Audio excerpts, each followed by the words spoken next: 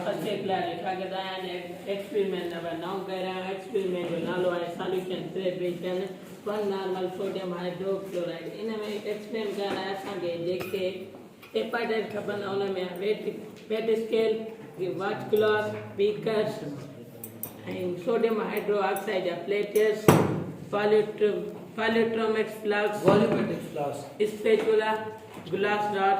सभ खां पहिरियां असां गिलास रॉड रखंदासीं, वेट स्केल ज्ञान कंदासीं ऐं गिलास रॉड रखंदासीं। छो त हिन जो पंहिंजो वज़न हूंदो आहे, इन करे असां पेर खे दबाईंदासीं ऐं उन खां पोइ स्पेचुला जी मदद सां हाइड्रो ऑक्साइड जा 20 ग्राम हिन ते वाच गिलास ते रखंदासीं। उन खां पोइ असां बीकर में हिनखे विझंदासीं ऐं उन खां पोइ गिलास रॉड सां हिनखे घुमाईंदासीं ऐं उन खां पोइ असां वॉल्यूमेट्रिक फ्लास्क में विझंदासीं ऐं उन खां पोइ वरी 250 ml ॿियो डिस्टिल वाटर विझंदासीं ऐं उन खां पोइ असां हिनखे चेक कंदासीं।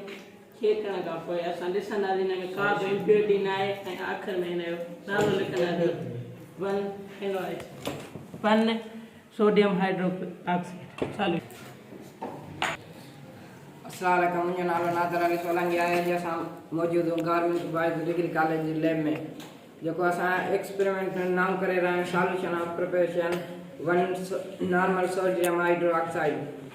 जेके असांजी जेके प्रोसेस असां मौजूदु आहिनि उहो weight scale, volumetric flask, glass beaker, spatula, glass rod, watch गिलास ऐं केमिकल जेके खपनि असांखे सोडियम हाइड्रोक्साइड फ्लेक्स ऐं वाटर। प्रोसीजर ईअं आहे, असांजी जेको वाच गिलास आहे हिन वेट स्केल खे ऑन कंदासीं, वाच गिलास हिते रखंदासीं। ऑलरेडी हिन जो वज़न पंहिंजो आहे, हिनखे टेप कंदासीं हिन जो वज़न।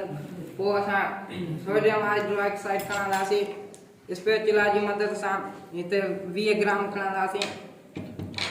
पोइ इहा 250 जेको वाटर आहे हिन में असां हिन में सॉल्यूशन विझंदासीं। सॉल्यूशन करण लाइ पोइ वॉल्यूमेट्रिक फ्लास्क हिन में लाहींदासीं। हिन जी असांखे ख़बर आहे त असांखे 500 ml खपे, त हिनखे ॿियो वाटर ट्रांसफर कंदासीं। पोइ हिनखे असां चेक कंदासीं, पोइ नालो लिखंदासीं त केतिरो आहे हिन जी 1 नॉर्मल सोडियम हाइड्रोक्साइड सॉल्यूशन 1